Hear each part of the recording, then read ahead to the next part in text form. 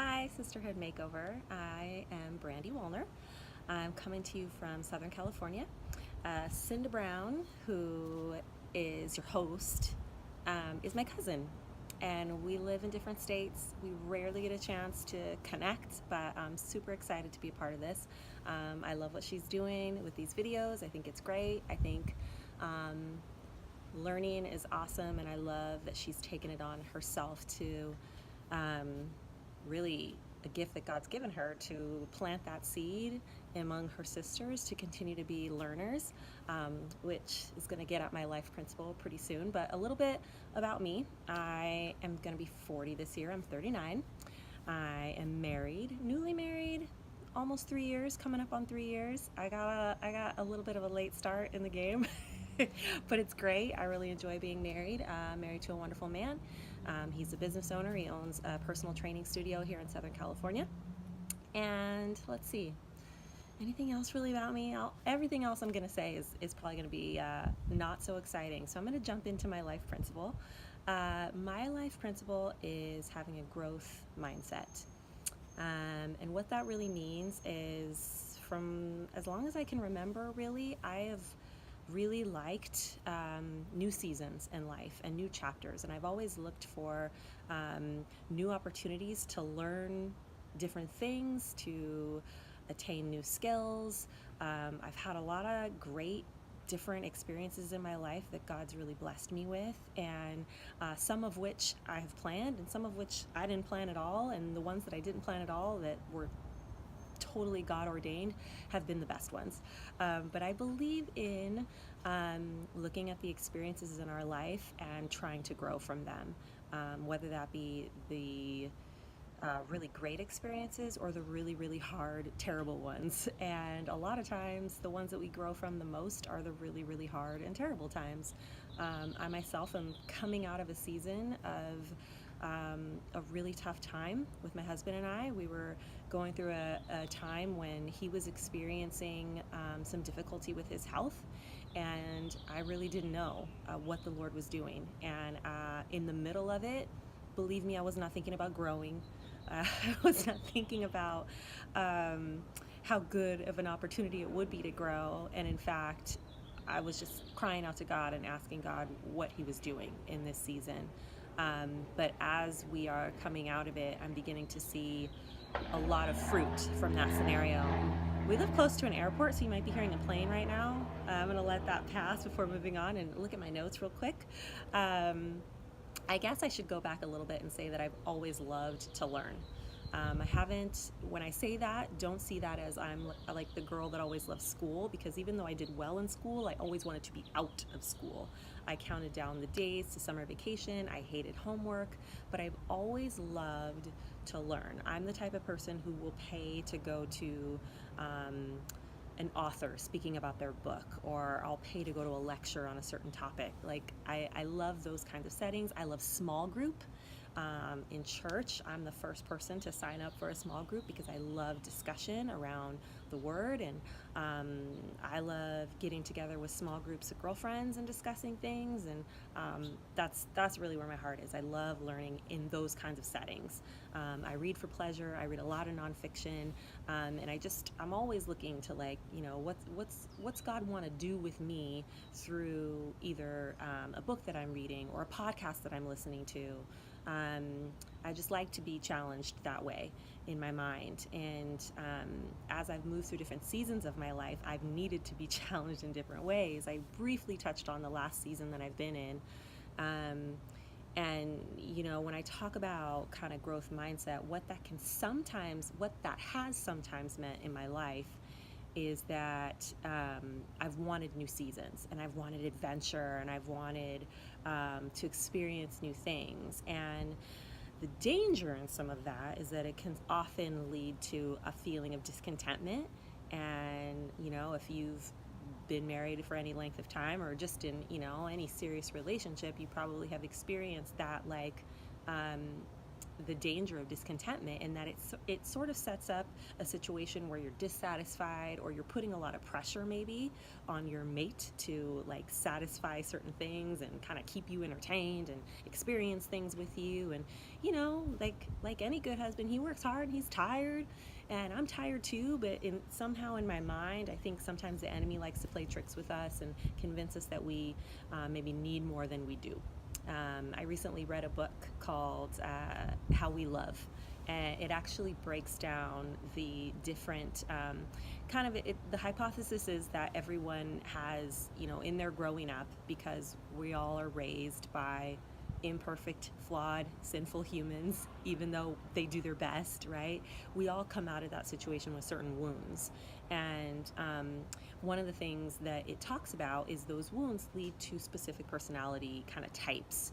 And the premise of the book is really looking at what those wounds are, and how you've been developed by God, and what your how to kind of bridge the gap between the wounds that have happened and who God wants you to be based on the giftings that He's given you.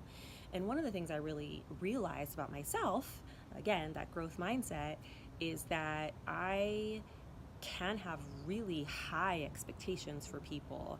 And it's not just for other people. I have high expectations for myself too, but what it does is it sets up unrealistic expectations for people. And obviously that can be really dangerous in friendships. It can be dangerous within your family. It can be dangerous in your marriage. And through that book, one of the things that the Lord really kind of opened my mind to was really evaluating when I'm wanting to, we should be going out more often. We don't have kids. Let's go experience this, that, and the other. How much pressure am I adding to something that doesn't need to be there, right? And through the course of this past year, when my husband was experiencing this health problem, I really failed to modify my expectations for our life. And I think God has really used that in this past season to grow my appreciation for not only a quieter life, but I have begun to really enjoy my time here at home with my husband. And he's doing a lot better now. But what's interesting is that the Lord started to change my heart before healing my husband.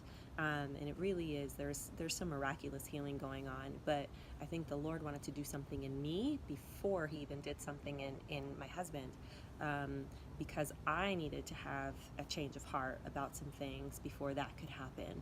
And now I have such a greater appreciation for the time that we have together. I have a greater appreciation for having people in my home, for opening our home, for hospitality. I have just such a love for it. And I had it before, but I don't think I would have appreciated it as much as I do now, because there was a period of time during this health problem where we really, our socializing, having people over, it was really minimal. And now I am just loving. We're in a new home, and God, used a lot to bring us into this new home. And when you have a growth mindset, you look for opportunities to see what God is doing, especially as a Christian. I think, this is, he wasn't a Christian, but Socrates said, the unexamined life is not worth living. And I really believe that. I think that, if we're not looking for the gifts in the midst of a trial, because, I've heard it said that God does not allow us any trials that don't come with certain gifts. And even though when we're in the midst of the trial, we can't see that gift, there is often a gift afterwards. And I like looking for that. And I think in life, you have to look for that. Like, if we're not hopeful, if we're not seeking, where God has been glorified, then, gosh, I think we can get really depressed. I think that's where I've been depressed in the past, with not thinking there's anything to be learned from something. And thankfully, God has most often in my life planted that desire to find the gifts and to find the hope in the midst of whatever struggle has been happening. That's not to say I don't get down. That's not to say I don't get depressed. That's not to say I don't get frustrated. But I always seem to come back to this is what the Lord did, and I'm so grateful for that. Um, in Proverbs 16:9, the Lord says, "In their hearts, humans plan their course." I'm looking at my notes here so I don't get it wrong. In their hearts, humans plan their course, but the Lord establishes their steps. That's Proverbs 16:9. I just think, if we have a growth mindset, we are looking in every situation for the learning.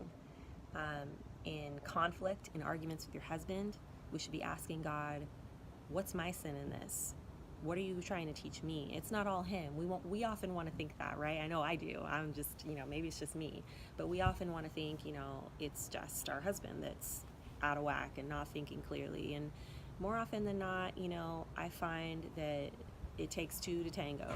And yes, he has things he has to learn in that situation, but I don't have any control over that. The only thing I have control over is my relationship with the Lord. And if I'm abiding in him, if I'm listening to him, if I'm in the Word, he's going to explain to me what it is that he wants me to see. He may be revealing it a little bit at a time, or he may do the sledgehammer approach and show you exactly what you need to work on. But that's going to call us to really be in the Word and in prayer. And again, it goes back to how can I grow in the Lord? If the Lord is trying to sanctify us, trying to make us more and more like Jesus, that's going to mean change. That's going to mean growth. And so I think the more we can look at our lives through a growth mindset, that's great. It's gonna enhance our life in so many ways. I think it has enhanced mine in many, many ways, and that's my life principle, I guess. So thanks so much. Thanks for including me, Cinda. Now there's a motorcycle behind me. Hope you can hear me. All right, bye.